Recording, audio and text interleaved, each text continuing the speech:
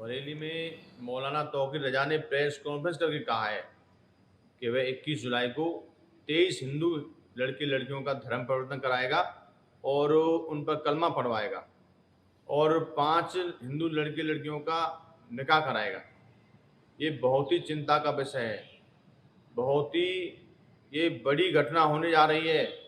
मेरी योगी आदित्य बाबा से अनुरोध है कि ऐसे ही व्यक्ति को कड़ी से कड़ी सजा देनी चाहिए। इसके ठिकानों की जांच कराकर, इसकी संपत्ति की जांच कराकर उन पर बुलडोजर चलना चाहिए। ये लोग देश में दंगा भड़काना चाहते हैं। ये लोग हिंदुस्तान का खाते हैं और गुण पाकिस्तान का गाते हैं। ऐसे लोगों पर कड़ी कार्रवाई होनी चाहिए।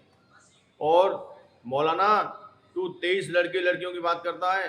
यदि तूने एक भी हमारे हिंदू भाई बहन का धर्म परिवर्तन कराया या कलमा पढ़वाया तो मैं बरेली में आकर हजारों समर्थकों के साथ तेरी जीभ काट लूंगा।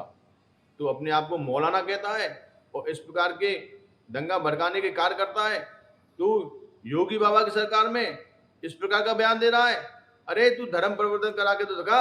हमारे हिंदू सेठ तुझको बरेली में नहीं रहने देंगे। दिनेश शर्मा को आपने सुना। अभिषेक, जिस तरह से ये बयान सामने आया है वो समाज में एक तो जहर घोलने का काम है, और क्या इससे समाज का आपसी सौहार्द बना रहेगा जिस तरह की वो बयानबाजी कर रहे हैं। और साफ दिख रहा है कैसे नाराजगी जो है वो हिंदू पक्ष जो इस पूरे मामले को लेकर जताता दिख रहा है। बिल्कुल, तौकीर रजा के चैलेंजिंग बयान से ना सिर्फ वो धार्मिक भावनाओं को आहत कर रहे हैं, बल्कि इस तरह के रिएक्शन आना लाजमी है। और इससे ज्यादा गुस्सा और नाराजगी आने वाले दिनों में और भी देखने को मिलेगा, जब तक या तो तौकीर रजा खुद आकर के इस बात को जस्टिफाई करने के बजाय इस बात को माफी मांगकर इस बात को खत्म नहीं करते, या फिर वो खुलकर बताएं कि आखिर कौन लोग हैं जो उनको एप्लीकेशन भेज रहे हैं, जो कोर्ट नहीं जा रहे, जो पुलिस के पास नहीं जा रहे, प्रशासन के पास नहीं जा रहे, सीधे तौकीर रजा के पास आ रहे हैं। तो ये वो सारी बातें जिसको लेकर ये रिएक्शन आने वाले दिनों में और बढ़ेंगे। और सिर्फ हिंदू ही धर्मगुरु नहीं, मुस्लिम धर्मगुरुओं की भी नाराजगी है पूरे मामले पर। उनका कहना है कि जब देश में अमन चैन का माहौल है तो आखिर कौन होता है तौकीर रजा इस तरह के बयान जारी करने के लिए, इस तरह की बातें कहने के लिए कि वो सामूहिक कन्वर्जन कराएंगे। जी चलिए अभिषेक, आप हमारे साथ रहिएगा, आगे भी इस पर हम चर्चा करेंगे। राकेश त्रिपाठी बीजेपी के प्रवक्ता हैं, उनकी तरफ से इस पर क्या कहा गया है, सुनिए। मौलाना तौकीर रजा जानबूझ करके विवादित बयान दे करके सुर्खियों में आने के लिए तरह तरह के यत्न करते रहते हैं, और इसी प्रकार का प्रयास वो फिर कर रहे हैं। धर्मांतरण कराने का ये प्रयास घिनौना है, चिंता में उतारने वाला है, और निश्चित तौर पर ऐसे किसी भी प्रयास पर सरकार रोक लगाएगी।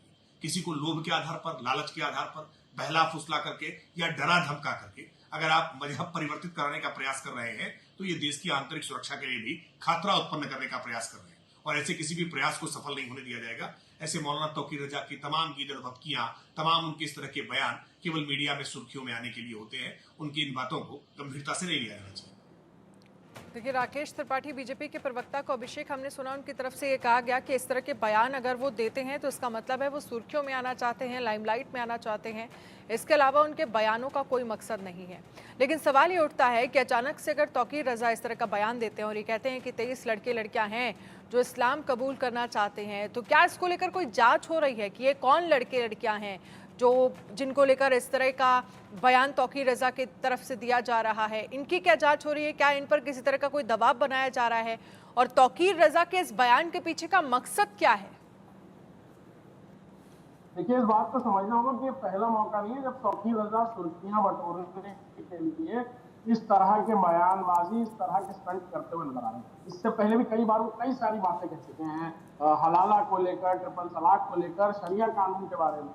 लिहाजा ये सारी बातें उन्होंने मौखिक तौर पर कही हैं प्रेस कॉन्फ्रेंस करके, लेकिन कोई एविडेंस, कोई प्लान, कोई शख्स, कोई आदमी जो इस बात को तस्दीक करे कि हाँ वाकई ऐसा है, जो सर्टिफिकेशन की वो बात कर रहे हैं, जिन चिट्ठियों की बात कर रहे हैं, लेकिन उन्होंने अपनी बात नहीं, अपनी बात को कॉन्ट्रडिक्ट करते हुए ये कहा कि वो खुद प्रशासन से परमिशन लेंगे और पूछेंगे कि भाई अगर कोई व्यक्तिगत तौर पर धर्म परिवर्तन कराना चाहता है तो करने दिया जाए। ये बात उन्होंने कॉन्ट्रडिक्टरी इसीलिए कही कि चर्चा में वो आ जाए, और ऐसे लोग मुझे नहीं लगता कि अगर कोई होता भी है तो वो प्रशासन से संपर्क करेंगे।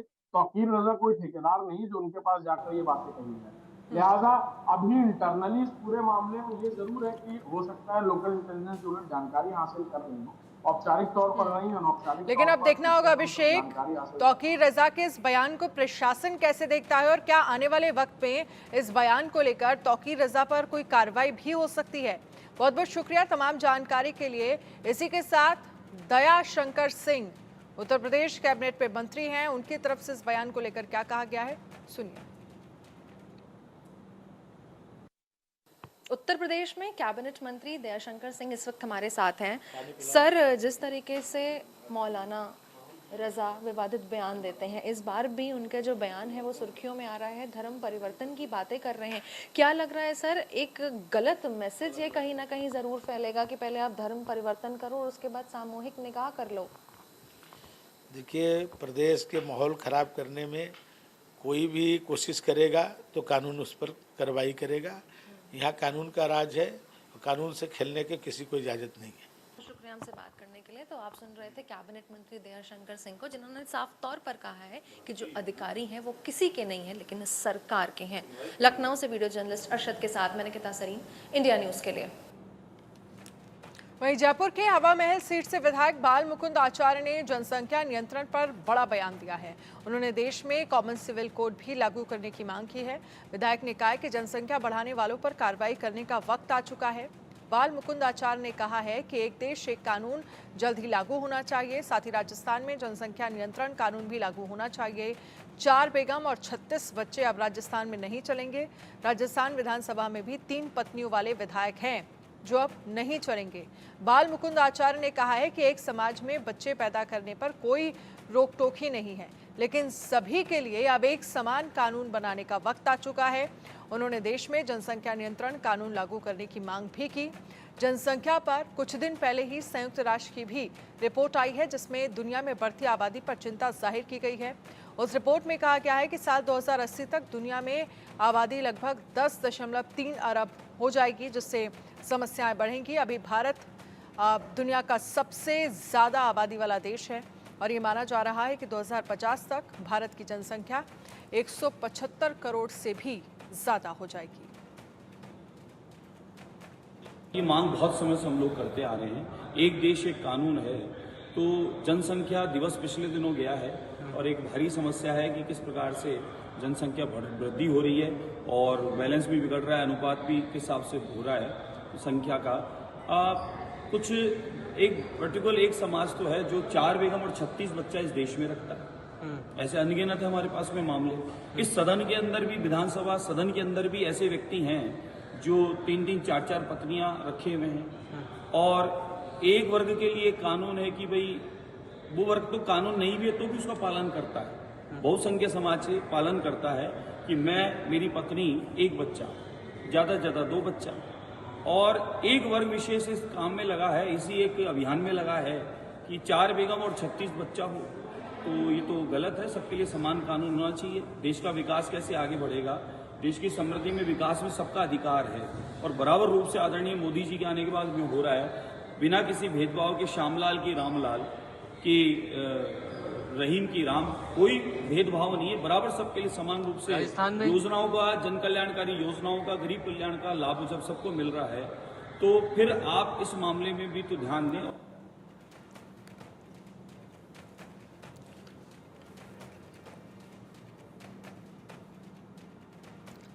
विधायक बाल मुकुंद आचार्य ने जनसंख्या नियंत्रण को लेकर बयान दिया। जयपुर के हवा महल सीट से विधायक हैं बाल मुकुंद आचार्य, जिन्होंने जनसंख्या नियंत्रण पर बड़ा बयान दिया। उन्होंने देश में कॉमन सिविल कोड भी लागू करने की मांग की है। विधायक ने कहा कि जनसंख्या बढ़ाने वालों पर कार्रवाई करने का वक्त आ चुका है। बाल मुकुंद आचार्य ने कहा है कि एक देश एक कानून जल्द ही लागू होना चाहिए।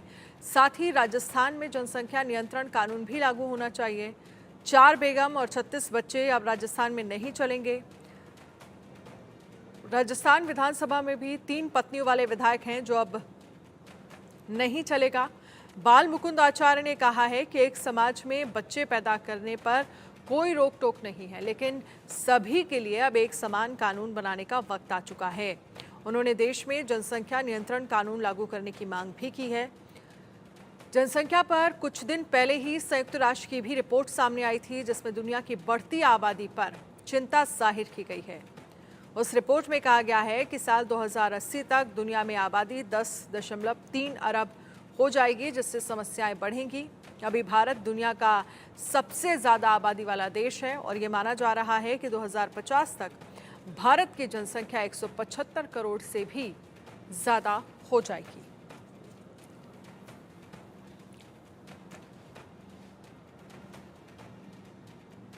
तो कॉमन सिविल कोड लागू करने की बात आचार्य बाल मुकुंद की तरफ से की गई है। बाल मुकुंद आचार्य की तरफ से जनसंख्या पर बयान सामने आया है। मनु शर्मा इस पर ज़्यादा जानकारी के साथ हमारे संवाददाता जुड़ गए हैं।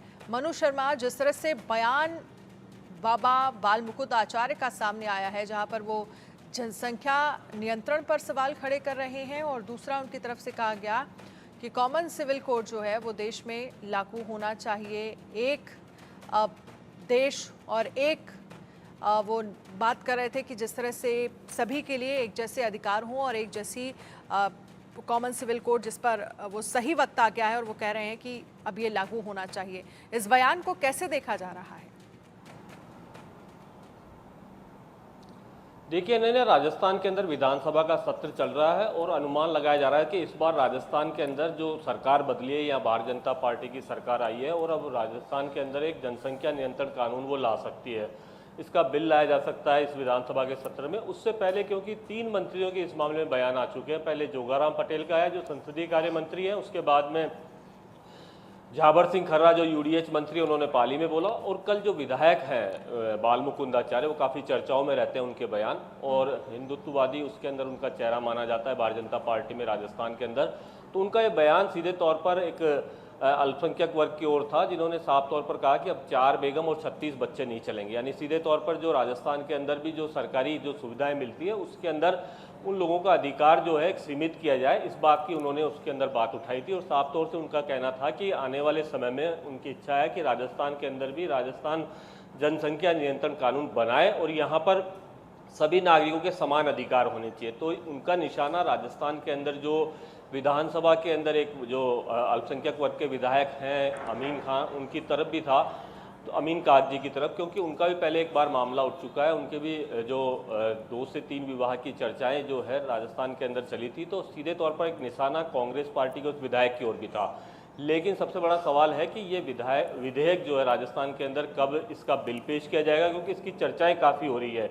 लेकिन अभी तक सरकार ने जो अपनी जो बैठक होती है बीएससी की, उसके अंदर भी क्लियर नहीं किया है कि ये बिल राजस्थान सरकार लेकर आएगी या नहीं। लेकिन उससे पहले ही जिस तरीके से मंत्रियों और विधायकों के बयान निकल करके सामने आ रहे हैं, उससे ज़्यादा चर्चाएं चल रही है। जी, लेकिन मनु शर्मा, इस बयान को लेकर तमाम बातें भी जो हैं एक तरह से कह सकते हैं समुदाय विशेष में भी उठ रही होंगी, लेकिन क्या लग रहा है इस बार जनसंख्या नियंत्रण कानून जो है वो पास हो जाएगा या लागू हो जाएगा राजस्थान की बात? क्योंकि तमाम और राज्यों में भी इसको लेकर चर्चाएं हुई, लेकिन कहीं कहीं और तमाम जगह हमने ये देखा कि इसी जनसंख्या नियंत्रण कानून को लेकर राजनीति भी हुई है।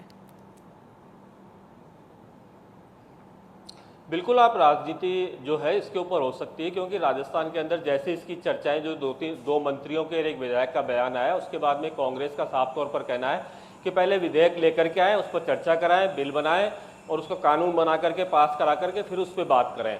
दूसरी ओर जो अल्पसंख्यक समुदाय के लोग हैं वो भी इस तरह के बयान जारी करने पर काफ़ी नाराजगी जाहिर कर रहे हैं। सबसे बड़ी बात है कि बिल इस सत्र के अंदर आता है नहीं आता, वो बड़ी बात है कि सरकार इसकी तैयारी तो कर रही है, लेकिन यहाँ विधानसभा के अंदर उसको पास कराने में दिक्कत भी नहीं आएगी, क्योंकि विधानसभा के अंदर जो भारतीय जनता पार्टी के विधायकों की संख्या वो 115 है और उनके समर्थित विधायक भी हैं। ऐसी स्थिति के अंदर बिल पास कराने में कोई दिक्कत नहीं है। बिल पास करा करके राष्ट्रपति तक जाता है राज्यपाल के माध्यम से, वहाँ मोड़ लगती है, उसके बाद ही लागू होता है। लेकिन पहले बिल जो है सदन की पटल पर रखा जाएगा, उसके बाद में उस पर चर्चा होगी और उसके बाद ही यहाँ से पास होगा। जी बिल्कुल, सवाल यही है कि बिल अगर पटल पर रखा भी जाता है, चर्चा भी होती है, तो विपक्ष इसमें कितना साथ देता हुआ नजर आता है, ये भी बड़ा सवाल रहेगा। और लोगों की इस पर क्या प्रतिक्रिया सामने आ रही है?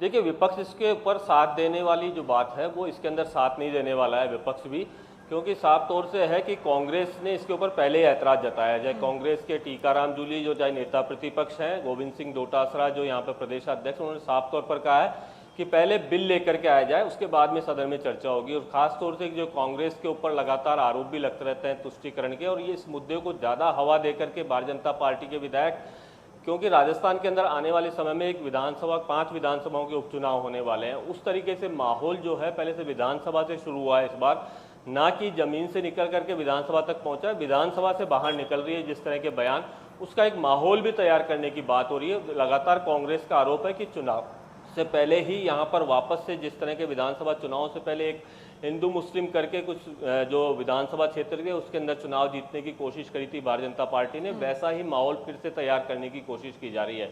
और जो जिस तरह के बयान निकल करके सामने आ रहे हैं, चाहे बाल मुकुंदाचार्य के हों, चाहे यूडीएच मिनिस्टर के हों, इसके अलावा चाहे जोगाराम पटेल संसदीय कार्य मंत्री के हों, तो ये पहले विधानसभा का बिल आया नहीं है, उससे पहले इस तरह की चर्चाएं करके और एक माहौल बनाने की कोशिश कर रहे हैं। तो लग रहा है कि कांग्रेस इसके अंदर सरकार का कोई साथ देने वाली नहीं है। चलिए, बहुत बहुत शुक्रिया तमाम जानकारी के लिए। अब बात करेंगे